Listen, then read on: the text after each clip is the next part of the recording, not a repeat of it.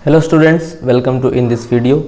आज का हमारा टॉपिक है forces between two parallel current carrying wires. दो समांतर धारावाही तारों के बीच बल। यानी अगर दो हमने वायर अलग अलग ले लिए हैं और अगर दोनों वायर में क्या हो रहा है, करंट का फ्लो हो रहा है, धारा का प्रवाह हो रहा है, तो वहाँ पर जो लॉरेंज बल होगा उसका मान क्या होगा। पिछले लेक्चर में हमने पढ़ा था कि अगर कोई धारावाही चालक है, ठीक है, धारावाही चालक है, अगर इसमें आई धारा प्रवाहित हो रही हो और इसे अगर किसी मैग्नेटिक फील्ड में रखा जाए, बी वेक्टर में, तो यहाँ पर एक लॉरेंज फोर्स एक्ट करता है जिसकी वैल्यू होती है F = I/BL sin थीटा। ठीक है, आज का हमारा टॉपिक है कि अगर दो हमारे पास अगर करंट कैरिंग कंडक्टर हैं, मान लीजिए हमारे पास एक वायर है जिसमें करंट जा रही I1 और दूसरा जो वायर है उसमें करंट जा रही है I2। तो I1 और I2 अगर दो वायर हैं, दोनों में करंट का फ्लो हो रहा है, अगर दोनों को पास पास रख दिया जाए तो क्या इन पर भी क्या होगा, बल कार्य करेगा, और जो बल कार्य करता है उसका मान क्या होगा, यही हमको आज जो है आज के टॉपिक में पढ़ना है। ठीक है, तो आइए लेक्चर्स को स्टार्ट करते हैं।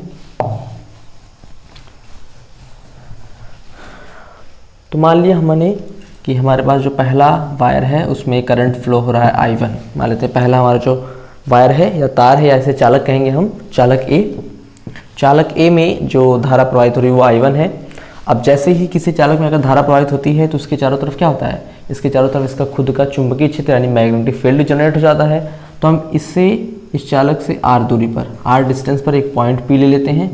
अब देखते हैं कि इस पॉइंट P पर मैग्नेटिक फील्ड यानी चुंबकीय क्षेत्र की वैल्यू है क्या। ठीक है, तो हमको पता है कि हमने पढ़ा है बायो-सेवर्ट नियम से या फिर एम्पियर सर्किटल लॉ से हम बता सकते हैं कि अगर कोई अनंत लंबाई का चालक ले लिया जाए, ठीक है, अनंत लंबाई का चालक ले लिया जाए और इसके परपेंडिकुलर कोई पॉइंट अगर P है और इस पर अगर हमको वैल्यू निकालनी है इलेक्ट्रिक फील्ड की, मान लीजिए r डिस्टेंस पर है, तो इस पर हमको निकालना है अगर B की वैल्यू, मैग्नेटिक फील्ड की वैल्यू, तो B = होता है μ0/4π2I/r।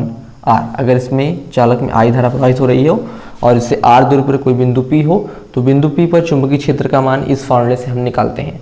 ठीक है, तो यहाँ पर हम देखेंगे, यहाँ पर जो हमारा I1 के कारण जो बिंदु P पर चुंबकीय क्षेत्र होगा उसका मान होगा, उसको मान लेते हैं वो B1 है।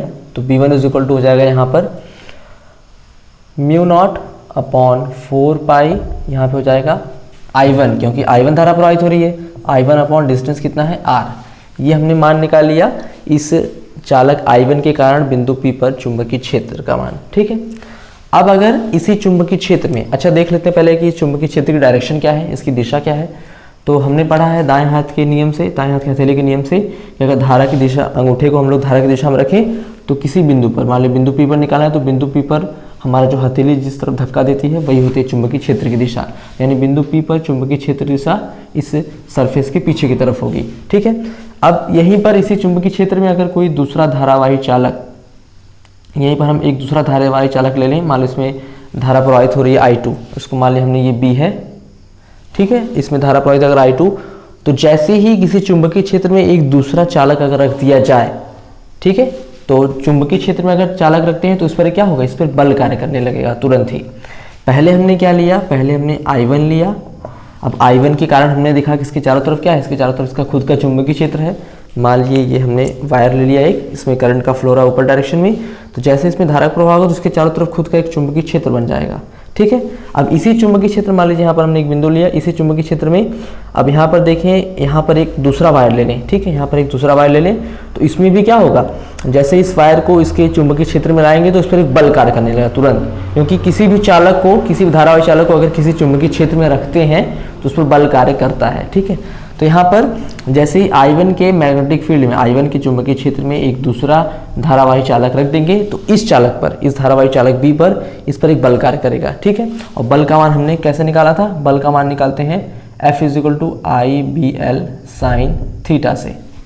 चूंकि ये बल किस प्रकार कर रहा है, B पर कार्य कर रहा है, तो यहाँ पर जो लगने वाला बल होगा, चालक B पर लगने वाला बल का मान होगा किस धारा इसमें कौन सी प्रवाहित हो रही है, I2 और B1 किस चुंबकीय क्षेत्र में रखा गया है, B1 चुंबकीय क्षेत्र में रखा गया है। और मान लेते हैं कि जो वायर है उसकी डिस्टेंस L है, मान लीजिए इनफाइनाइट है, तो इस डिस्टेंस मान लेते हैं कि L है।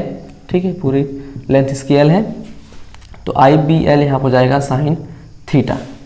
ठीक है, तो चालक I2 पर I1 के चुंबकीय क्षेत्र के कारण बिंदु P पर लगने वाले बल का मान हो जाएगा F is equal to I2 B1 L sine theta. ठीक है, अब इसके बाद क्या करते हैं, अब यहाँ से हमको पता है कि B1 की वैल्यू कितनी है, B1 की वैल्यू है म्यू नॉट अपॉन 4 पाई I1 अपॉन R। तो B1 की वैल्यू रख दें इस इक्वेशन में, तो F इज इक्वल टू हो जाएगा I2 into mu naught upon 4 pi into I1 upon, sorry यहाँ पे 2I1 होता है, 2I1 upon R into L sine theta.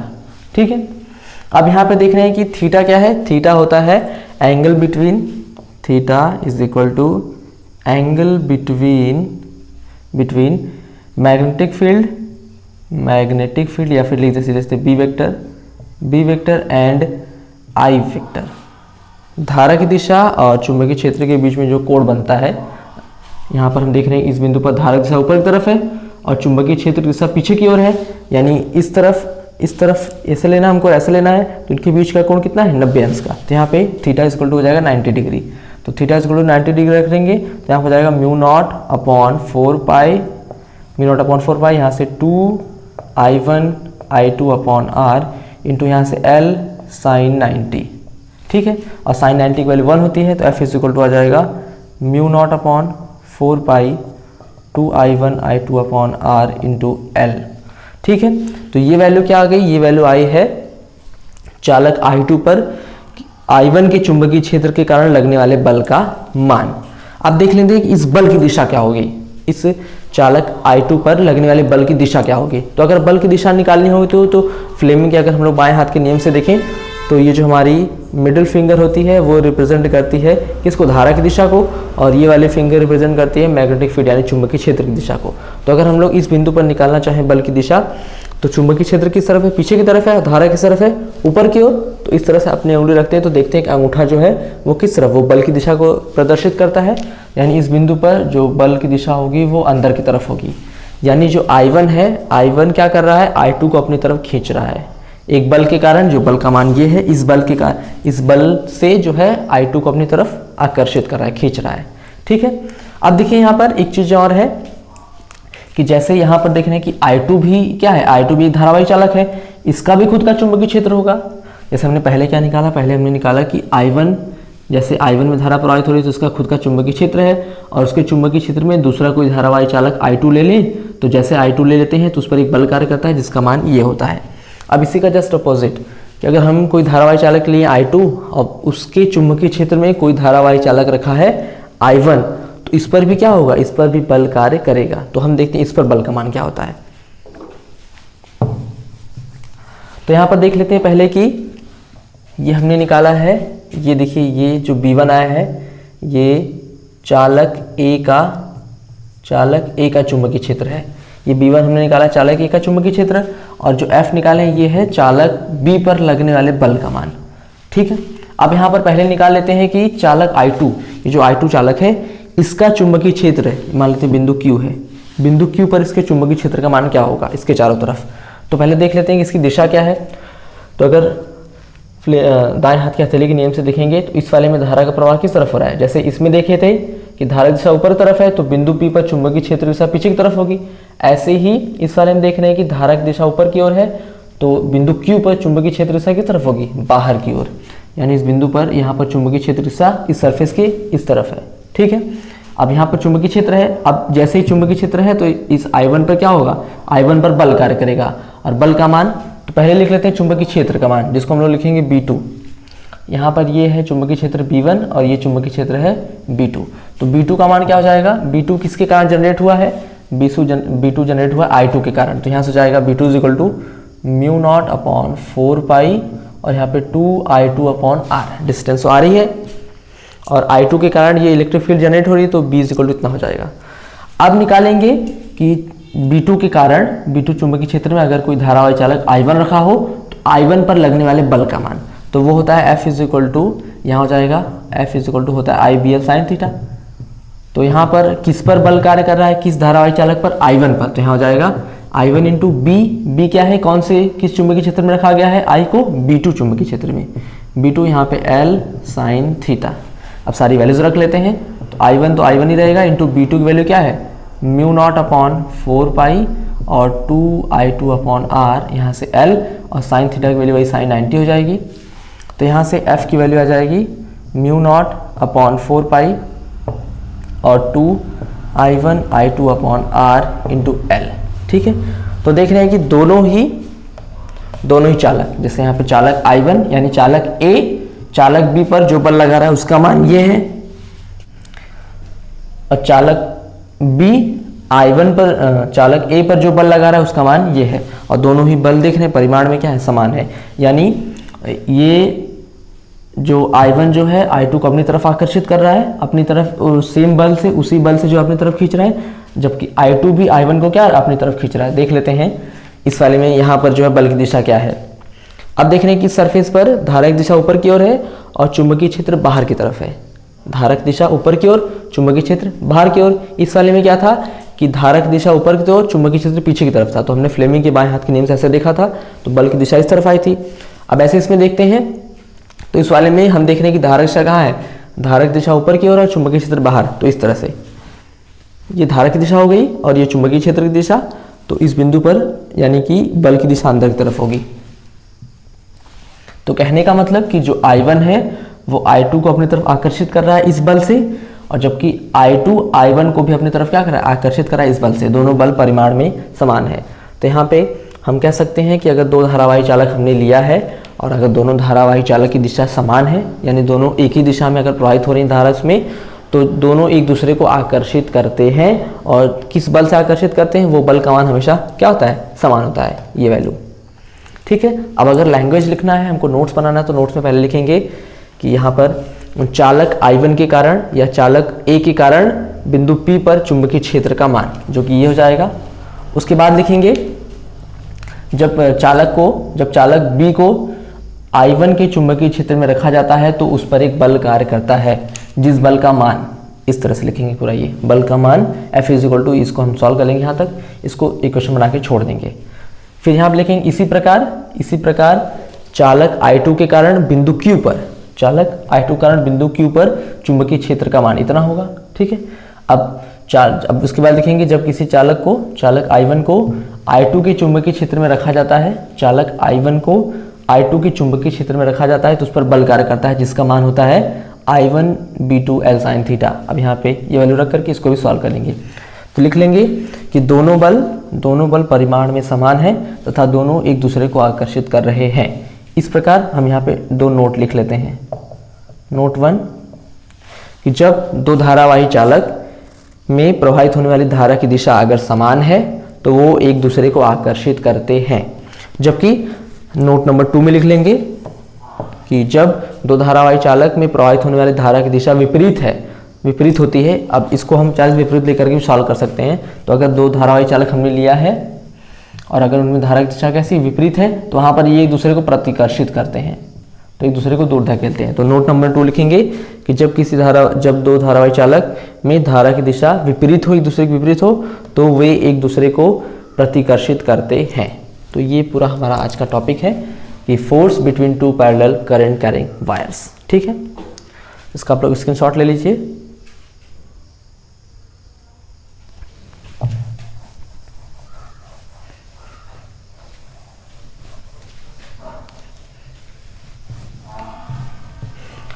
तो हमने पहले वाले के लिए देखा कि अगर दो धारावाही चालक हैं और दोनों धारावाही चालक में अगर धारा की दिशा क्या है, धारा की दिशा समान है, ठीक है, तो वे एक दूसरे को अपनी तरफ क्या करते हैं आकर्षित करते हैं। ये भी और ये भी एक दूसरे को अपनी तरफ खींचते हैं। अब ऐसे इसके विपरीत देख लेते हैं जरा हम यहाँ पर। जैसे यहाँ पर हमने मान लेते हैं ये बिंदु P है, तो I1 यहाँ पर है और यहाँ पर क्या है I2 इसमें धारा प्रवाहित हो रही है। तो I1 के कारण बिंदु P पर चुंबकीय क्षेत्र की दिशा किस तरफ होगी, I1 देख रहे हैं धारा ऊपर दिशा में है, तो I1 के कारण बिंदु P पर चुंबकीय क्षेत्र की दिशा इस बिंदु पर पीछे की ओर होगी। ठीक है, पीछे की ओर होगी। और इसमें देख रहे हैं कि धारा किस तरफ प्रवाहित हो, नीचे की तरफ, तो इस पर बल कार्य करेगा। बल की दिशा निकालें, तो अगर बल की दिशा निकालते हैं तो देख रहे हैं कि धारा की दिशा किस तरफ है, नीचे की तरफ है। धारा की दिशा नीचे की तरफ है, चुंबकीय क्षेत्र पीछे की ओर, इस तरह से धारा की दिशा नीचे की ओर और चुंबकीय क्षेत्र पीछे की ओर, तो बल की दिशा इस तरफ होगी।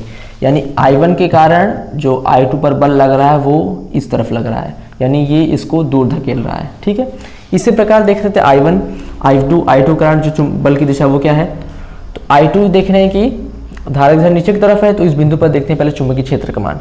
तो अगर इस बिंदु पर चुंबकीय क्षेत्र निकालना चाहें तो हम निकाल सकते हैं यहाँ पर इस तरह से, इस तरह दाएं हाथ के हथेली के नियम से निकालते हैं तो इस तरह से होगा। तो यहाँ पर देखेंगे कि इस बिंदु पर क्या होगा, इस बिंदु पर चुंबकीय क्षेत्र की दिशा इस बिंदु पर भी पीछे की तरफ ही होगी, यानी चुंबकीय क्षेत्र इस तरफ पीछे की तरफ है और धारक दिशा ऊपर की ओर है। अब यहाँ पर जो बल की दिशा होगी वो जरा निकालें। तो चुंबकीय क्षेत्र की दिशा पीछे की ओर और धारक दिशा ऊपर की ओर, ये धारक दिशा है और ये चुंबकीय क्षेत्र की दिशा है। तो यहाँ पर बल की दिशा किस तरफ होगी, बाहर की ओर, यानी कि चालक I1 I2 को अपने से दूर धकेल रहा है, इसी प्रकार I2 I1 को अपने से दूर धकेल रहा है। तो इस प्रकार हम कह सकते हैं कि जब दो धारावाही चालक में धारक दिशा समान हो तो वो एक दूसरे को आकर्षित करते हैं, जबकि अगर दो धारावाही चालक में धारक की दिशा विपरीत हो तो वो एक दूसरे को प्रतिकर्षित करते हैं। ठीक है, और यहाँ पर देखते हैं कि ये एक मैग्नेट की प्रॉपर्टी रिप्रेजेंट कर रहे हैं, मैग्नेट, क्योंकि हमने मैग्नेट में क्या देखा, मैग्नेट में भी दो पोल होते हैं, दो अलग अलग पोल होते हैं SN और SN। तो जब S और N को अगर पास पास लाया जाता है और अगर इनके सिरे विपरीत हों, मतलब N वाला S के साथ लगा हो तो एक दूसरे को आकर्षित करते हैं। देखिए यहाँ पर जैसे N मानते हैं हमने सीधे रखा है, SN भी सीधे रखा है, तो एक दूसरे अगर साथ मिलाते हैं तो एक दूसरे को आकर्षित करेंगे। जबकि अगर इसी को पलट देते हैं, इसी को पलट दें, मतलब इस तरह से ले लें SN और यहाँ पर ले लें NS, इसको हमने पलट दिया तो यहाँ पर देखेंगे एक दूसरे क्या करने लगे, प्रतिकर्षित। तो यहाँ पर जो धारावाही चालक है वो एज ए मैग्नेट की तरह कार्य करता है। तो अभी इसमें एक डिफिनेशन और बची हुई है, एम्पियर की परिभाषा, तो आइए इसको भी देख लेते हैं।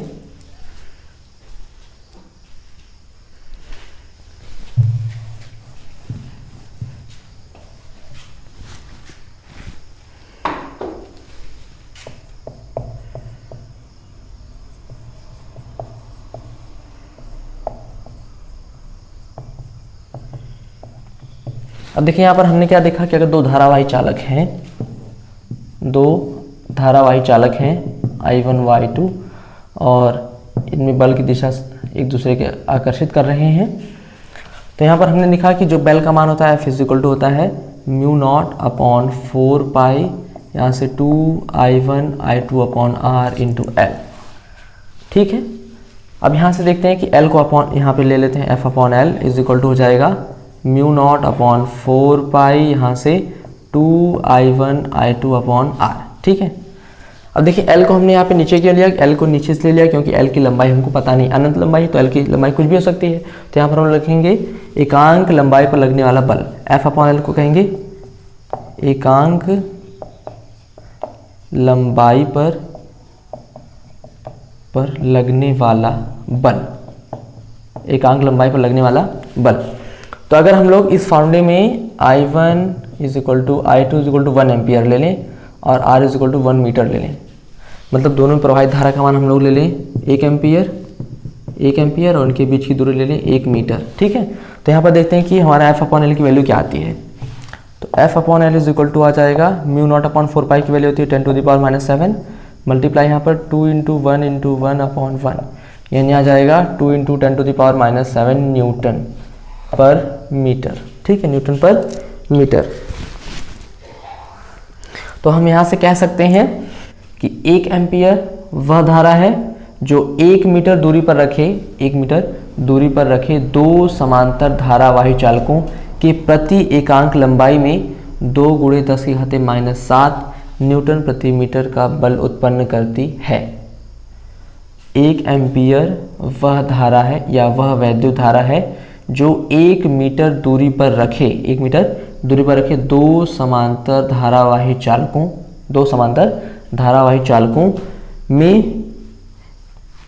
के प्रति एकांक लंबाई मतलब F/L, प्रति एकांक लंबाई में 2 × 10⁻⁷ न्यूटन प्रति मीटर का बल उत्पन्न करती है। तो इस प्रकार से हम लिख सकते हैं कि एम्पियर की परिभाषा। इसको आप लोग अगर डाउट हो तो मैं यहाँ पर लिख देता हूँ। 1 एम्पियर वह वैद्युत धारा है जो 1 मीटर दूरी पर रखे 2 समांतर